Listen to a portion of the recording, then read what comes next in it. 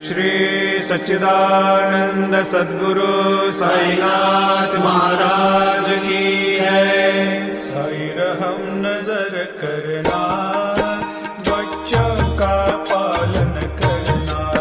साई रहम नजर करना, बच्चों का पालन करना। जाना तुमने जगत पसारा, सब ही झूठ जमाना। पसारा सब ही झूठ जमा।